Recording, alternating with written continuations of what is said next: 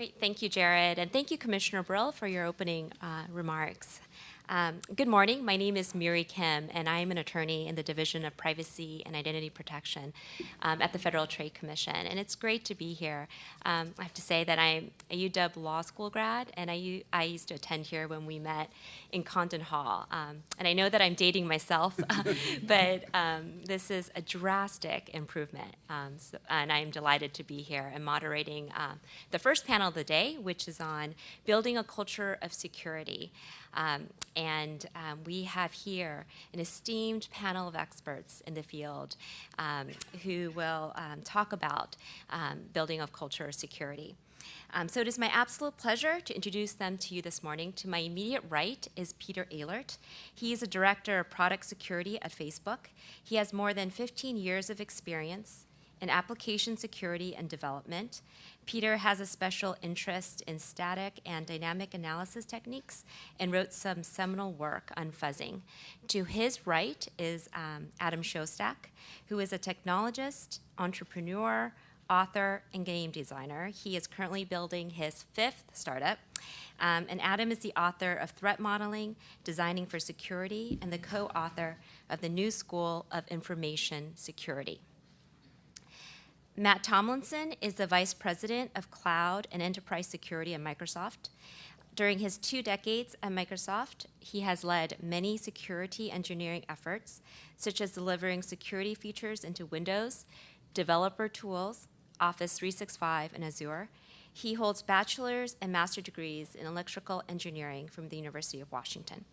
And then to his right is Tarah van Vlack, who is a co-founder and CEO of Fizzmint, which is an end-to-end management company. She founded Red Queen Technologies, InfoSec Unlocked, the Women in Tech Council, and Hack the People Foundation. And she's the lead author of the book titled Women in Tech, which is expected to be out in March, and we're all looking forward to that. So over the next hour, we will be discussing getting organizational buy-in, building security expertise, integrating threat modeling, the role of training in startups, and using secure frameworks for risk management. And I'm excited for you to hear what they have to say. But before I begin, I think it'll be extremely helpful for the panelists to get an idea of who is in the audience. So by a show of hands, who is a company founder or executive? About a development engineer? Security engineer? A lawyer or a compliance officer? Great, thank you. And in addition to people in this room, as Jared mentioned, we have people viewing this by webcast. For those of you who are viewing this by webcast, you can access the PowerPoint slides on the FTC website, which can be located at www.ftc.gov/startwithsecurityseattle. So with that, why don't we get started? Let's begin with the role of corporate culture in promoting security. So how can corporate culture contribute to the development of secure products? So let me turn to you, Tarah. Why should startups be focused on security from the outset? Why should it be a priority? Focusing on security from the outset lets us think about the challenges that we're going to have, not necessarily the ones we have right now. My expertise is in building products from the ground up, and there's a lot of challenges when you bootstrap a startup. When you create something out of nothing, the joy in creating that product can sometimes take over and leave you unaware that in the future there's going to be security challenges you're going to face in protecting that product, in protecting the consumers who use that product. And from the very beginning, you need to feel a sense of responsibility to the people you will one day serve, as well as the product that you're creating right now. I'm going to say that we need to be building a scaffolding for future security, as well as thinking about security from the outset. And that scaffolding happens when we say to ourselves, I may be a 3-person company right now, but one day I'm going to be a 100-person company. And just as we one day prepare for having a director of HR by not hiring bigoted jackasses, and As we prepare for having in-house counsel one day by not executing contracts on the cocktail napkins from the bar where we formed our startup, we prepare one day for security and developing and serving a secure product by not letting people internally use passwords like ABC123 or exposing customer data over Starbucks Wi-Fi. So preparing from the very beginning and creating that framework, that thought process is where we get to where we want to be. Would others like to contribute to that? Have anything to say? Sure, I can say, Julie kind of opened by talking about understanding where the things that you're doing could potentially add risk or harm consumers. And so if you start breaking that down into what you're doing as a startup, that's the code you write, what's the security of the code that you write.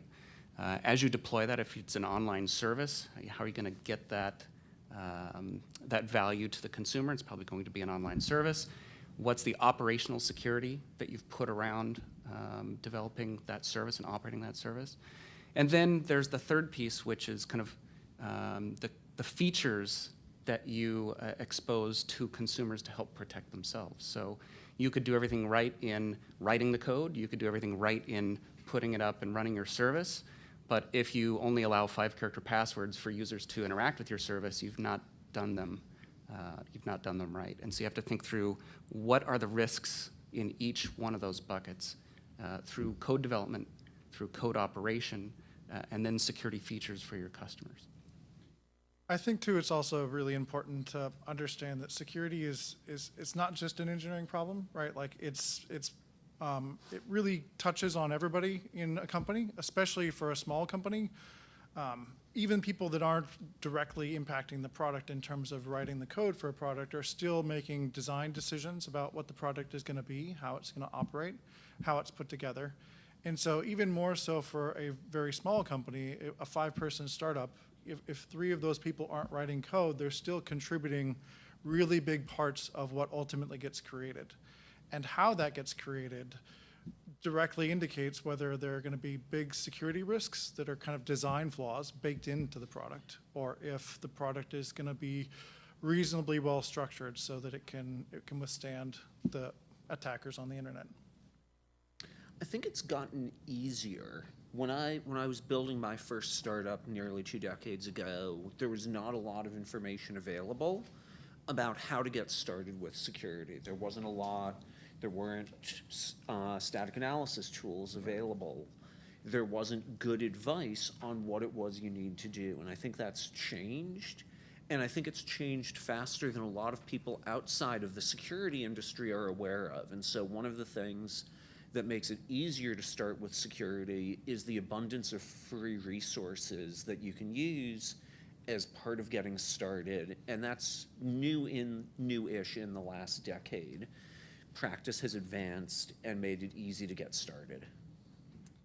I think one other thing to add about what Tarah was saying earlier about preparing for the future is really building a corporate culture that embraces the very realistic expectation that you will be attacked at some point, right? It might be as your company is getting started, it might be in a year, but embracing the understanding that we're all under threat helps us realize how important security is as part of your business plan, as part of how you actually are creating your company. Gone are the days when people can be out on the internet and be relatively safe, right? We're all potential targets now. And the difference between a corporate culture that says security is everybody's responsibility, security is important and something that we're going to invest in, and a company that largely ignores it or sticks their head in the ground is the difference between a company that's going to adapt and one that's going to suffer really catastrophic losses. Thank you. And let's talk about the roles of employers and employees in building a culture of security. And Matt, I'd like to direct this question to you. Microsoft is a good example of a company where the founder fostered a security culture. So can you speak to that and kind of start talking about the roles of employers in building a security culture? Sure. Microsoft had a particularly painful series of events towards the early 2000s. And that was really our motivation to go change how we thought about what we were doing in the area of security. You as a startup might have different motivations. It's not clear that you're going to be on the front page tomorrow as we were back in 2002, 2003. But as Julie talked about, there are many types of, there are many motivations. One might be we don't want to get on the FTC's radar. Others might be the fact that if you have an exit strategy that is, hey, we actually want our company to be successful and be potentially bought, the valuation of your company will rely on how quickly the acquiring company can actually bring that to market under their brand. And that's something that we look at as we think about what's the value of this company. If we have to go rewrite and rework the entire thing, that actually changes the valuation pretty abruptly. There's also the issue of, yes, you're a small company today, and how are you actually building that foundation for tomorrow and that you expect to be successful. And so set yourself up so that you don't have a shaky foundation. As I said, we went through a series of events back in 2001, 2002, 2003 around significant worms and virus attacks against Microsoft products. Bill Gates sent out a memo to the entire company. He didn't do this very often. In the 20-something years that I've been at Microsoft, I've probably only seen a memo from the top 3 or 4 times. One was in the 1995 era about the internet tidal wave, how Microsoft might have missed the boat on the internet, and we really needed to think about this in every one of our products. This was the other big one around trustworthy computing, and he really brought home the point that said, if we want people to use our products in their everyday lives, if we want them to be able to depend on them, then we need to be trustworthy. And to us, that means thinking about security and privacy and reliability right up front. And so that was kind of the sea change for us, is the executives of the company saying, this is a priority, and sometimes that priority needs to override the other things that we think are valuable, including that next feature, or even a shift of a timeline for release of a product. And it was super helpful for the company to have that kind of word from the top, giving everybody in the company kind of the ability to go prioritize that, because it was very easy to ignore it when we had a feature that we had to get to, a customer asking for a change in the product or a deadline coming up, we have to ship this by February. When instead we said, hey, we have to prioritize security and privacy for our customers higher than that next feature, it gave employees the ability to go use that and say, hey, wait a second, I think there's something we need to think about. There's a big risk here that we need to remediate. We need to go do some extra security work. It was important to hear that from the top, and then it was also important to see that in practice. At that point, we were in the final throes of shipping a product, Windows Server, which eventually became Windows Server 2003. And the question from the execs was, are we ready to go ship it? Having just seen this memo, seeing Bill say this is important to us, are we ready? And the answer was, well, we didn't do development of, secure development through the process of Windows Server 2003. And so, no, I don't know that we are ready to ship.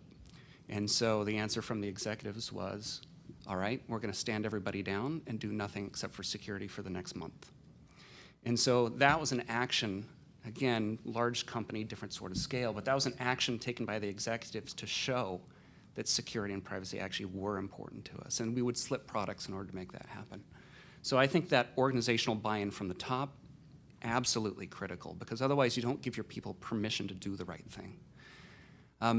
There's also the responsibility of the employees. There's a ton that we can go into in terms of how we should be thinking about security, how they should rationalize what they're doing, how to prioritize the issues that they're working on, what sort of risks or risk management they should be doing, what sort of process they can employ to make sure they're doing development, secure development and operations at the right time.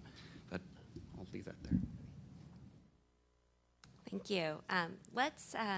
And we will be talking about a lot of the resources and some available that are free, and the panelists will be talking about to make sure that you do make secure products. But before we get to that, let's shift to building security expertise and the importance of developing expertise among engineers. How can a startup integrate security into development without dedicated security experts? And Peter, can I turn that question over to you? Yeah, so I definitely think that there's a spectrum in terms of how an organization kind of grows and incorporates security along the way. Like I mentioned a little bit before, I think in the very beginning, if you're a 2 or 3 or even 5-person startup, right, like it's really important that everybody is involved, that it's kind of everybody's responsibility. And so you might dedicate, a day a sprint or maybe a couple days a quarter, depending on how you organize, to really focus on security, to understand the security properties of what you're building and where the risks are and how you're going to deal with them. But as a company grows, it's less likely that you're going to incorporate every employee in that kind of process. And usually,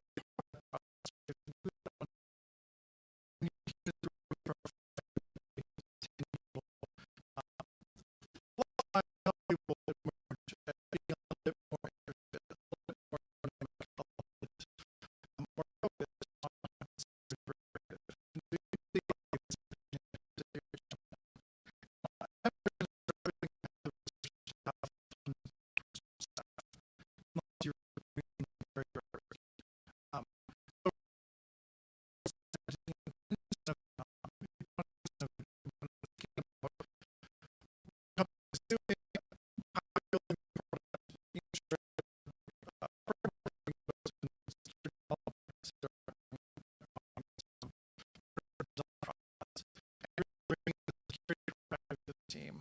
And as your company grows, that person's role with regard to security will grow along with it.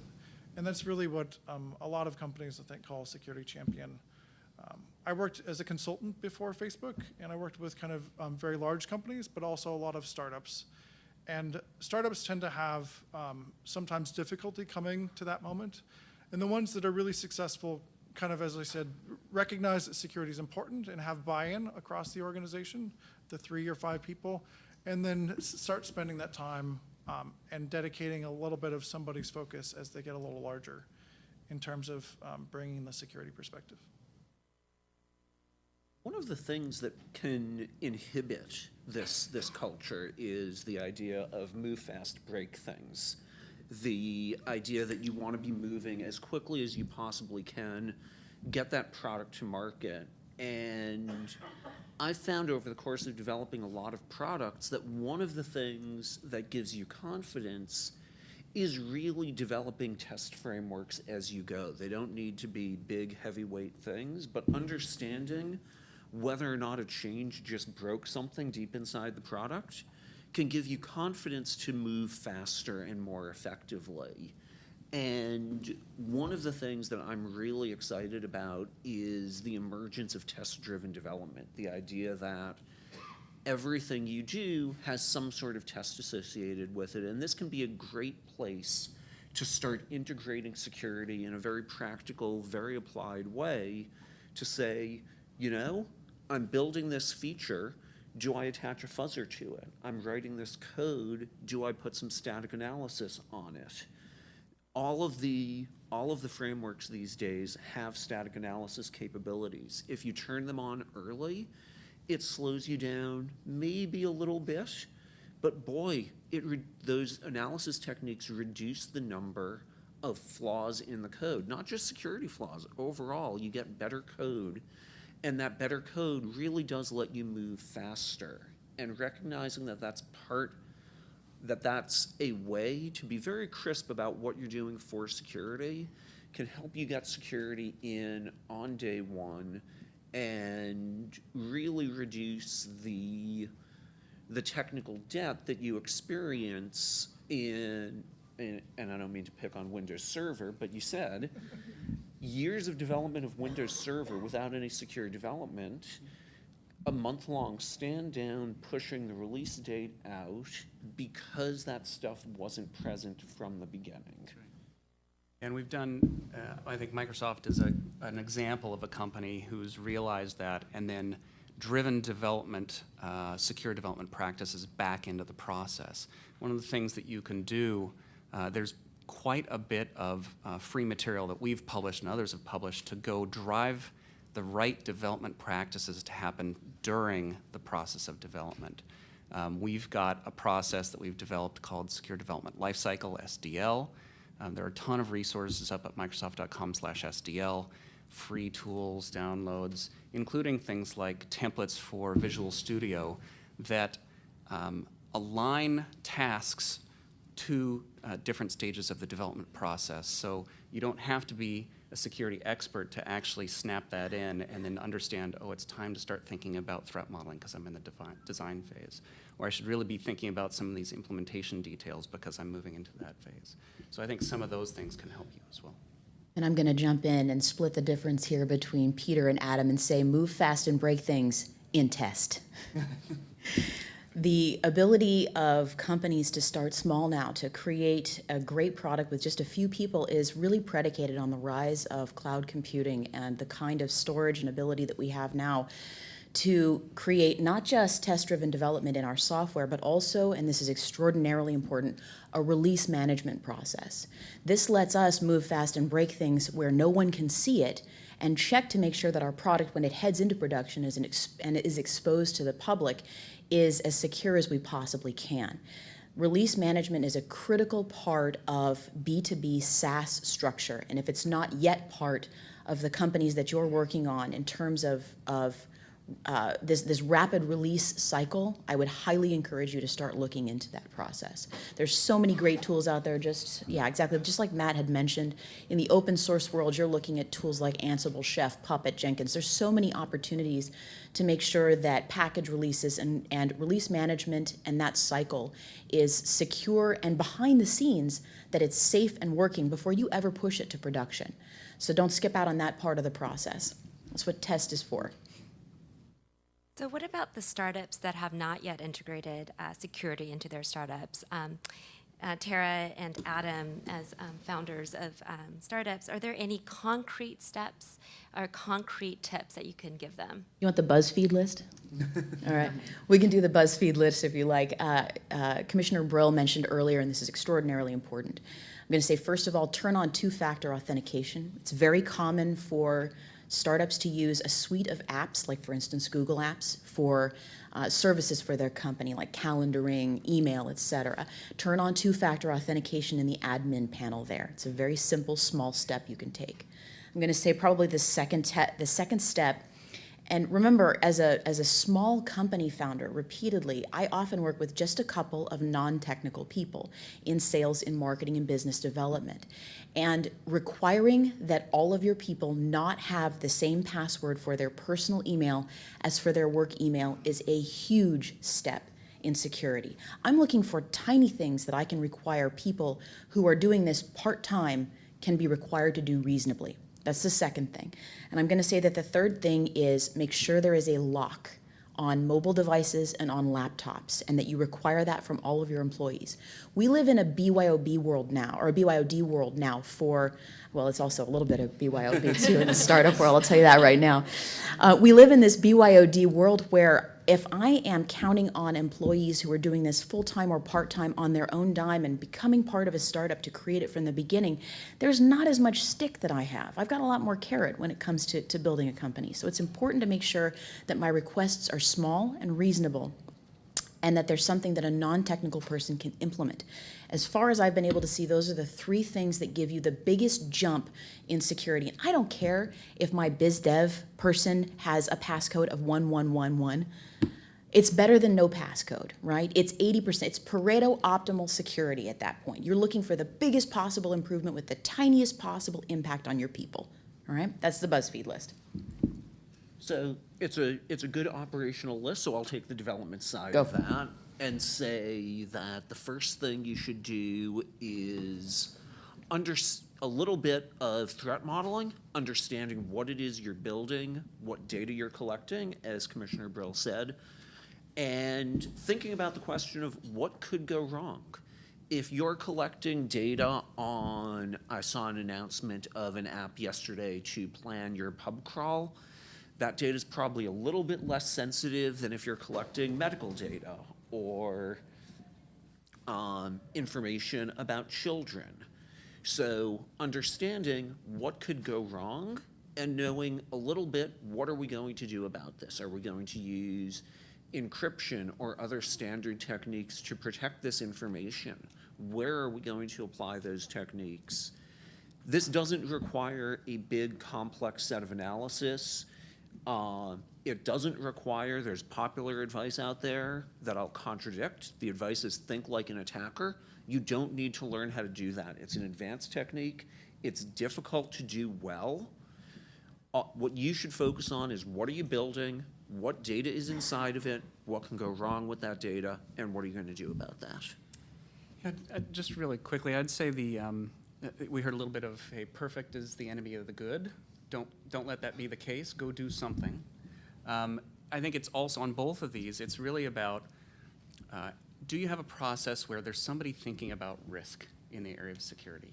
You have somebody thinking about risk in terms of financial. I'm going to meet payroll. What are the big issues I have coming up? Am I planning right? What's my glide path look like?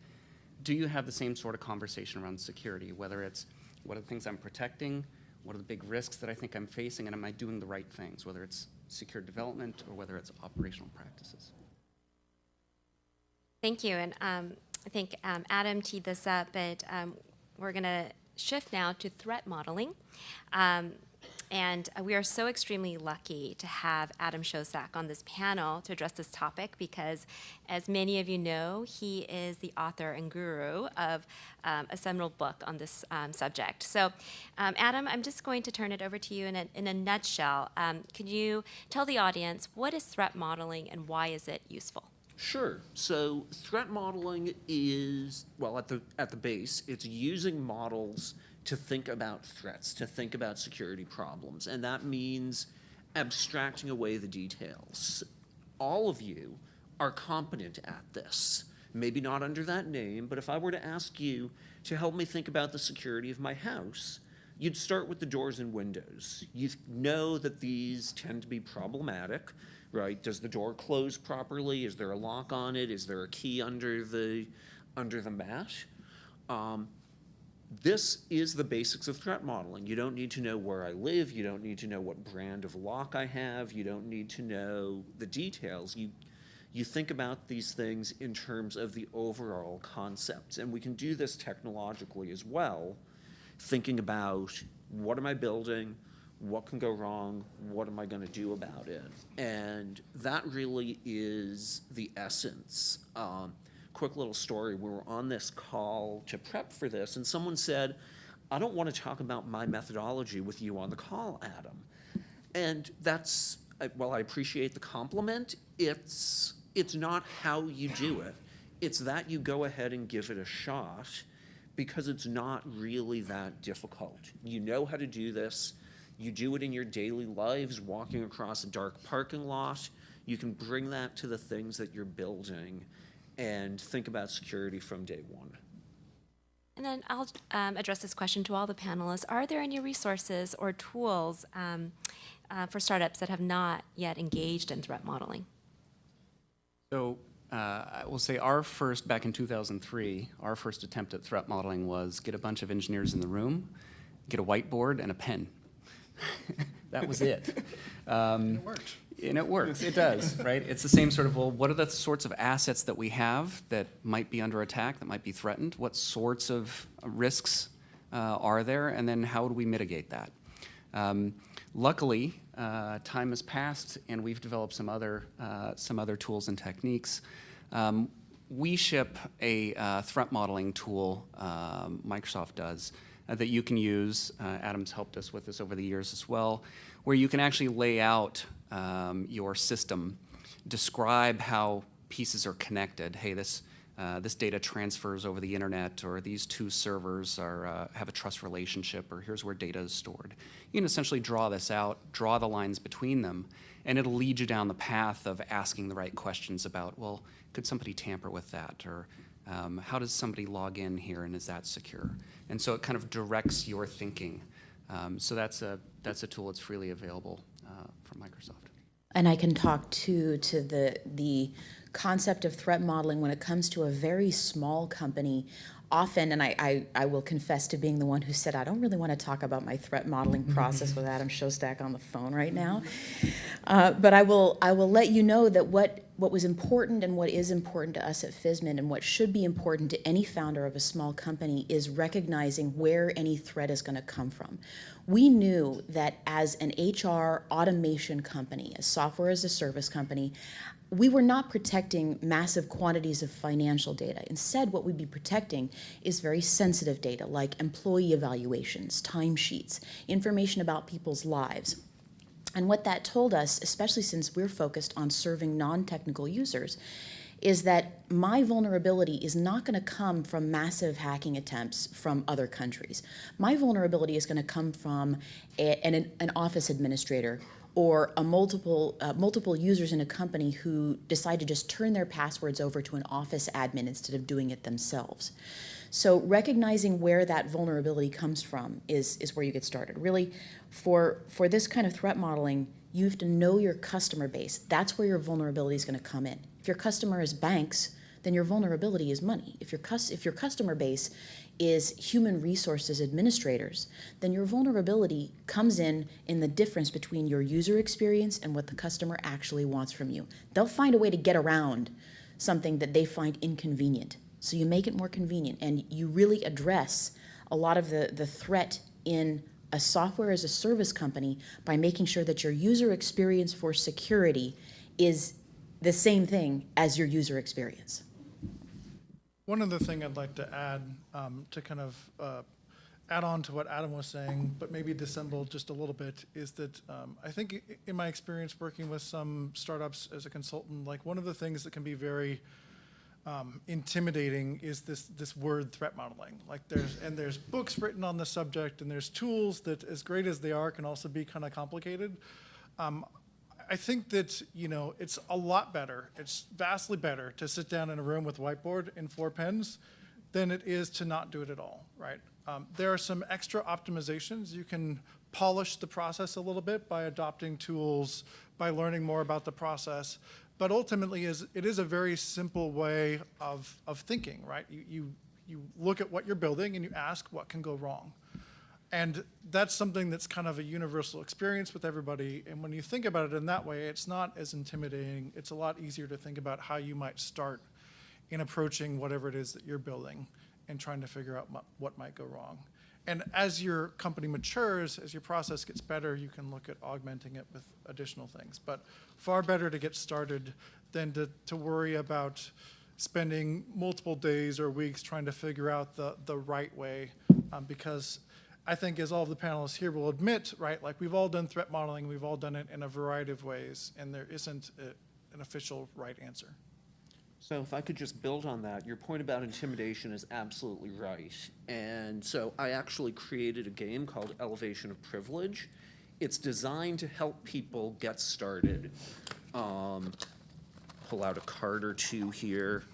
It's got funky little characters on it. It's designed to be fun and engaging. This is a copy I bought off of GameCrafter. The URL Matt mentioned earlier of Microsoft.com/SDL. It's Creative Commons download. You can print your own. And it's designed to take you from this is intimidating to this is, oh, well, I can look at these. There are hints here. It helps me get going. And so it's just another resource to go from the correct point of this can be intimidating to how to do this, give it a shot, enjoy yourself, and you'll get value. And I think one of the other secrets too, a little bit, is that a lot of engineers actually end up really enjoying the process, right? Like when you sit down and you think about what can go wrong, it ends up really being a puzzle. It's a series of problems. And you solve the first, you make a hypothesis that I can break into this system. And then you say, well, what would it take to do that, right? Like you have to get around this and you have to get around that. And it's a series of problems that when you add them up, leads to the way an attacker might break into your system. And engineers really enjoy it. And many of you have alluded to this already, but when is the right time to engage in threat modeling? Well, I know when we attempt to get people to do it is right up front. Once they've they've started nailing down their design, that's when they should be thinking about what the threats are to that design. The issue there is if you get into implementation or close to release and then you do your threat model, you might discover something that requires you to change the design. That said, I think you should go back and do it periodically. If you have to do it at the end, it's better than nothing, because a lot of the issues that you'll find may not have design issues. It might simply be operational issues or other things, other types of mitigations can be applied. So I like to break it out. I like to start when we're starting to code. When someone goes to a whiteboard and says, I'm going to have a component here, and it's going to talk to this component here, great. What can go wrong? Later on, go deep. When you're building that component and saying, hey, this thing is going to rely on these files, go a little bit deeper and say, what could go wrong with this thing that I'm doing? If you treat threat modeling as this big monolithic thing that you have to do at some particular time, then it's going to look big and intimidating. If you think about it in terms of what can go wrong with what I'm doing, did I do a good job? Did I think about the problems? Did I think about what I'm going to do to fix them? What am I going to do to detect these problems is test activity.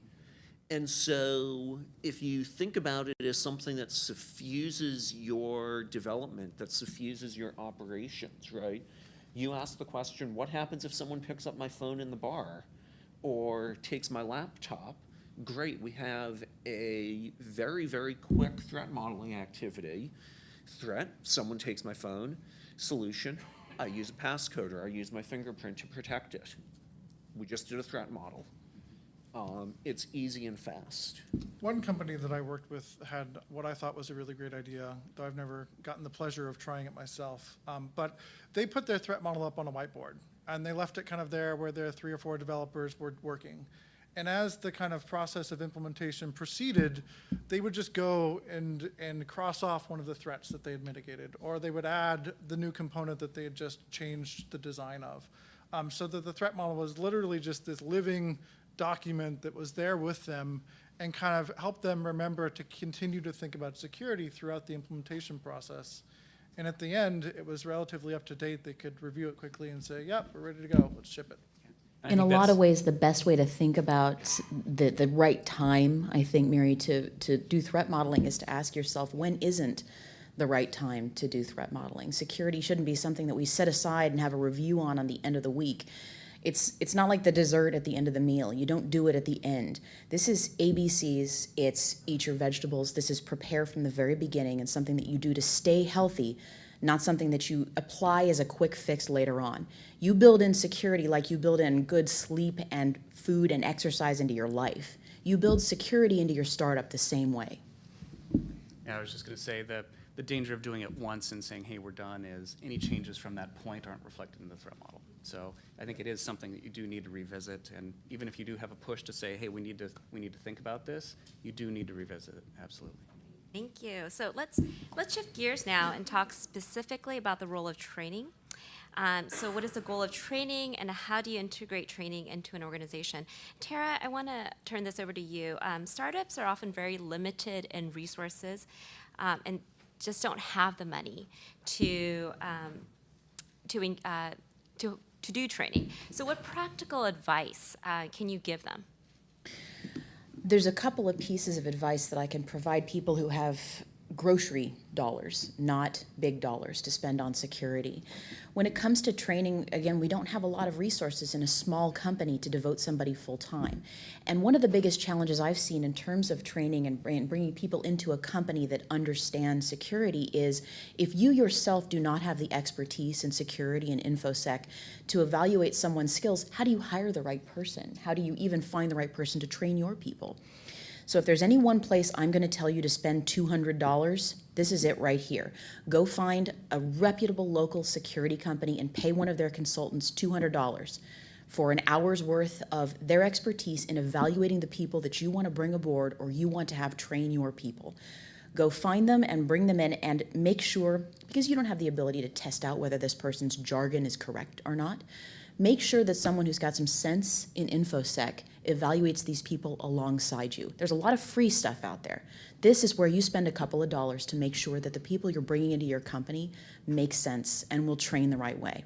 I'm going to say that the second thing that you can do, and this is again about a little bit less on training, a little bit more about fewer resources in a startup company, is you had better have an SSL certificate at this point. Now there's no excuse not to. Let's Encrypt is a free service that's reputable and was just, I think it was 6 days ago, they issued their 500,000th SSL certificate. Use Let's Encrypt if you can't afford the $1,000 wildcard certificate. That's understandable. And I'm going to say probably the third thing I'm going to go with is how many of you as compliance, this audience is big and it's full of compliance engineers and security engineers. How many of you want to admit that you're on the job market right now? Anybody want to? Okay, there's like little tiny fingers sneaking up behind there. This is a great place to offer some expertise to local companies, maybe get your foot in the door there, but also to provide that service to companies in the area. That the SSL certs, making sure that you spent that money on a consultation with somebody that you know has a good reputation locally to evaluate your people, and finally to accept help from the community at large, and there's lots of it, in providing great models and providing great training for your company is a win-win for everybody on every side. To take it back to training though real quick, one of the organizations that I'm very fond of is OWASP, right? The Open Web Application Security Project. And they do a really great job of having a lot of material that's available. It's all free of charge, as well as putting together some projects to build secure frameworks. But definitely one of the things that I think gets them the most visibility is they publish what's called the OWASP Top 10 every couple of years, which updates kind of the 10 most important kinds of vulnerabilities out in websites in general. And so certainly in terms of a starting point for anybody that's building on a web stack, building new web technology, I think the OWASP organization provides a lot of great resources. And if you haven't heard of the OWASP Top 10 or you haven't looked at it recently, that's a great place to get a start in terms of what might go wrong with an application. I think similarly, there's a lot of free material that's available in terms of training people. The one difficulty I see with the free stuff is it can be a little bit focused on one particular thing. So like there's some great challenges on XSS that really give you the ability to sit and try to execute what's called a cross-site scripting attack. It's one kind of vulnerability on websites. And it gives you a way to step through a very simple one. And then the challenge takes you to level 2 and level 3 and level 10 as you learn more about how this particular vulnerability works. And you can find these things on a variety of different important vulnerabilities. In fact, I would think many of the ones on the OWASP Top 10. But the paid resources that you might find from somebody like SANS, there's some companies like Security Innovation that are here in Seattle that do some level of training. What you get is a little bit more comprehensive, holistic look at what security might look like for your organization. So rather than having to piece together the 15 or 20 different pieces of training that are kind of free, it gives you a little bit broader look across the set of risks that you might face. I would say that coming from a big company, we have a very different method for going about doing things like security training. Last week, within my organization, we trained almost 2,000 engineers. Each one sat through a full day of security training. But I think the thing that shows you is it's important for the security awareness to be spread throughout the organization. If you're a company of 5 or 10 people, maybe it's fine to have one person with that security hat on who's kind of watching out and thinking about those things as part of his day job, or her day job. But when you get to a system of 100, one person isn't going to cut it. They're not in all the meetings. They're not in all the design decisions. They're not in the war room or the scrums where they're prioritizing things. You need to get the entire organization peppered with people who have some awareness, and they might not know how to solve the problem, but they can flag when there might be an issue. And then that can get raised, and you can get that one person who's your security champion to go take a look at it. Yeah, I think in terms of awareness too, like making things kind of more interactive, more fun is usually a lot better way, especially for folks that aren't engineers, that aren't as versed in kind of the way that engineers go about learning things. I think the interactive aspect can really make things a lot of fun. One of the things that Facebook does every year is during the month of October, we have what we call Hacktober, where the security group puts on a number of challenges for the overall company at large. And it's a very creative way to get people involved in thinking about security, right? Like we do exercises like somebody might try to tailgate behind people when they're entering the building to see if somebody's going to call them out or not. Or we'll have people go around the company looking for devices that might be out of place. There might be something plugged into your computer that you weren't expecting. Is it Hacktober? Or so having those kind of more interesting ways to get people engaged directly with security can be fun. And I think for startups, a great one is just around locking your machine, right? A lot of organizations have a great little game that you play trying to get somebody's machine that's been left unlocked. And I've heard all kinds of things from sending an email that says, Peter's wearing no pants, to what we do at Facebook is something we post on their timeline that says that you've been jelloed. But overall, it's something that can be fun, and it's not so much a gotcha, but it's a way to keep people remembering that security is important, and it gets them engaged. There's a key also to making sure that as much as possible you're not blaming or assigning blame to people for not knowing something about security, but instead are rewarding them for learning and for noticing. And I've seen rewards everywhere from a $5 Starbucks gift card to some kind of bonus at the end of the month. But if you can focus on not blaming people, on focusing on education and rewarding people for doing the right thing, they'll end up nudged into that correct behavior anyway. Don't create a culture of fear when you're trying to make security a focus in your company.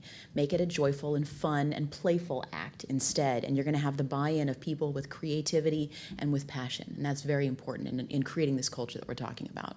And I think it's really important to emphasize that security getting to perfect is not a realistic thing, right? We're all working against a process, but there is no perfect security.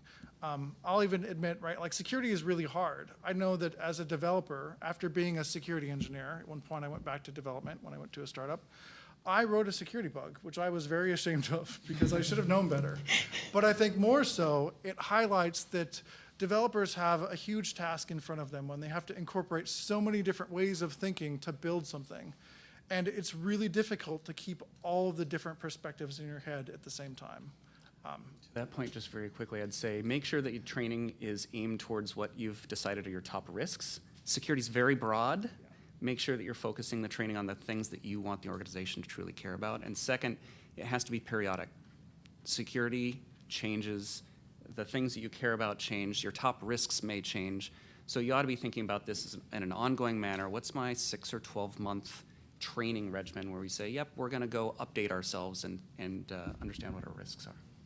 And if I could go back to something you said about both shame and about tailgating, I think that's a useful segue to the psychological and social. For a while when I was working at a big company, I would actually confront the person walking behind me into the cafeteria. And what I found was, one, it's tremendously uncomfortable. Right, just on a social basis, turning around and saying, do you have a badge or could I see your badge, is awkward. Number two, I never found anyone without a badge. And so I stopped doing it. And when we're thinking about security, it's important to think about the human being who we're asking to take steps, whether that's locking their phones, whether that's getting a security certificate, whether that's thinking about all of the different ilities of security, reliability, performance that we need to think about while we're writing code. It shouldn't be an embarrassment. People make mistakes. That's why I like to use analysis tools. I like to use automatic tests because I recognize that you're human, I'm human, code has bugs. And people have different and conflicting priorities in the course of their days. And if we make security something that's hard to do, if we make it a 30-step checklist, if we make it intimidating, they're going to run out of time, run out of energy, especially in a young company where you don't have the ability to say, okay, was Alice in security training for a full day last week? Was Bob in security training for a full day? And someone's tracking that and making sure that all of those 2,000 people showed up. When you're at a small company, you need to respect the human emotions. You need to be willing to say, wow, that's an uncomfortable thing. Checking the person behind me walking through the door feels very antisocial. It feels bad. Maybe as you grow, you can use a turnstile so it's harder for people to walk through the door, right? There are other ways that don't involve psychologically difficult, socially difficult situations, and it's worth thinking about the usability of what you're doing and the human factors as you're doing it. I think that just one quick thing is I agree on the tailgating. The one thing I think that I really like about Facebook's culture is that we've done a really good job of not making it a socially awkward thing, but making it something kind of fun, right? Like Hacktober is 1 month out of the year when people are kind of incented to do this, but throughout the year we see things with people saying, well, I would have thought this was Hacktober, but it's March, so maybe this is a real risk, right? Getting people to kind of enjoy it a little bit gets them over some of the social awkwardness, and it builds that culture of having security as part of your fiber. It's a great point. And my timekeeper is telling me we're running short on time, but I do want to touch upon secure frameworks and using secure frameworks in your startups. So Matt, could I direct this question to you just briefly? What is the role of secure frameworks for startups, and what should they be using it for? Yeah, this is another resource, essentially, is how I look at it. And the security frameworks that are out there, there's stuff that OWASP publishes, there's ISO 27034, there's SDL, the NIST cybersecurity framework is a security framework. I think the benefit that you get from looking at one of those frameworks is really, how do you break the problem down? How do you know that you've got coverage against the things that you need to think about? So if you look at NIST, it'll say, hey, here are all the buckets of types of work that need to be done, anywhere from how you're building code to how you're protecting yourself to how you're running or operating a service. And I think for a startup, the very first thing would be you look at those and understand, okay, this is how I need to break the problem down. Certainly from there, each one of these frameworks has a lot of information and help for each phase of that process. SDL, again, that's one that we've published on, and we have a lot of information, tools, even things like header files that you can include in your projects to help strip out what we call banned APIs that are just so dangerous that people get in trouble with them. You can simply download this, use that in your project, and suddenly people will be notified when they're doing something that's dangerous. So I think it's really a way to go structure, what should I be doing in training? What should I be doing in design phase? What do I need to be doing and thinking about during implementation? What about verification or testing? What about release? How do I put together a response process? It'll break that down for you and then give you advice and guidance in each one of those areas. Do you have something to add to that? Yeah, I think so. I think the question can be kind of a couple of different questions, and I think Matt kind of addressed the framework as a process around how do you go about building secure software over the course of the life cycle of the project. I think there's also another kind of very important framework, which is the libraries or components that we use to assemble software. And secure frameworks from that perspective, I think, are ultimately how businesses are going to win, right? There's nothing else that I've seen over my career that has more capability to make security bugs disappear than having a secure framework that works really well. And so, though you don't have the resources as a startup that a big company like Microsoft or Facebook would to kind of build custom frameworks that are specifically suited for how you're creating software, most of the frameworks that you're going to build on, right? Like you're going to pick a technology stack like Ruby, or maybe you're going to pick .NET or Python, and those stacks will have frameworks and libraries associated with them. Having your security champion, if you have one, do an investigation of what the security properties are of those frameworks is really important, because when you're picking between A and B and maybe C, like security is a very important component of that. And ultimately, it could mean the difference between having a few niche security problems or having security problems on every single web page that you've created throughout your application that you at some point are going to have to go back and fix up. It's the difference between the process framework and the kind of the implementation framework and Yeah. what your decisions are. Great, thank you. And I think we do have a few minutes for questions. And this is your opportunity to ask this panel of experts. So I'll open the floor up for any questions that you have.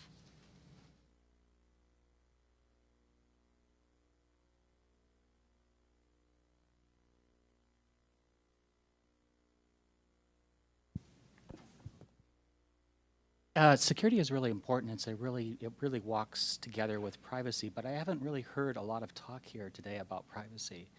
And I know there's other privacy advocates in the room, but you didn't ask if there were privacy advocates in the room. That sort of is part of this process. But you're securing your own data, which is a product, but you're also securing other people's data in that process.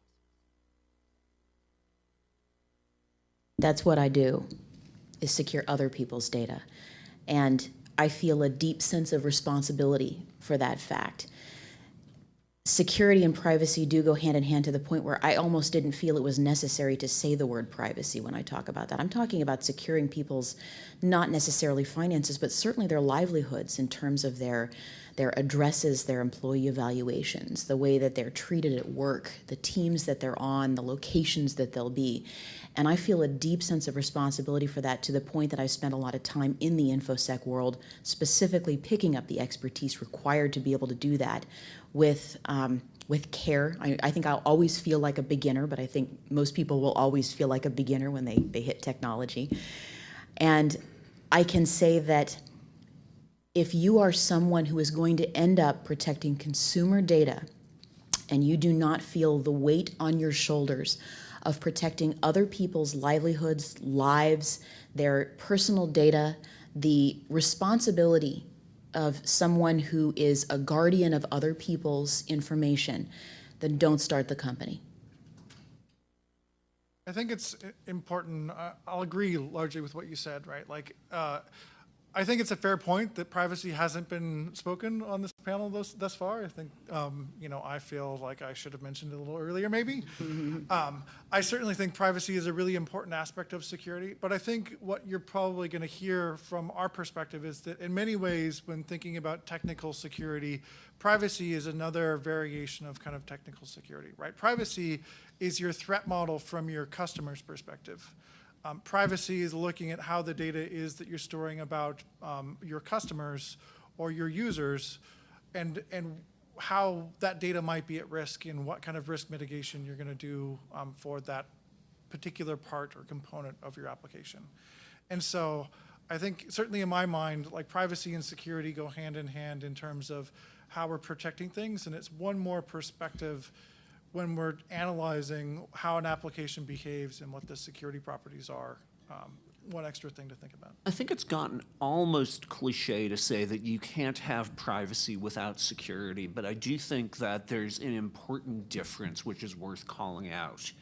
And that is, you can have a perfectly secure transfer of information from Peter to Matt about something, but if Matt isn't supposed to know that thing, it's not private, but it is secure. And I think that you're absolutely right to point out that we didn't touch on privacy, that there's a whole set of things, and I'm cognizant of the time, but I do think that it's as important for a startup to think about privacy as where should this data be going according to the people about whom the data, that was a very awkward sentence, the data subjects, and make sure that you have a way to think about, would a human being watching this data transfer say, that's weird, that's not something I expect you to be doing with the data that I'm entrusting to you, and we could spend another hour on that subject. I think one other thing I'll mention too that I think is really important, it's advice that I've given a lot of startups in the past. But as a startup, right, like, people think about, they hear about big data, they hear about these companies collecting all these different nuances of what's going on and getting value out of that. And that can be really important. But as a startup, your job is to get from where you are to your kind of product in its most easily built form as quickly as possible. And so I would say the best advice I could give to any startup is when you're looking at data, if you don't need it, don't store it, right? Think very closely and carefully about every piece of data that you're collecting, and if it's not part of your product right now, don't save it for later. At some point when you get big enough to have a team that's focused on these things, it's a reasonable thing to do, but at the beginning, it's just extra work to make sure that you're doing the right thing with that data, and it gets in the way of actually building your product and succeeding as a business. Great, thank you. And will you all join me in thanking our outstanding panelists this morning?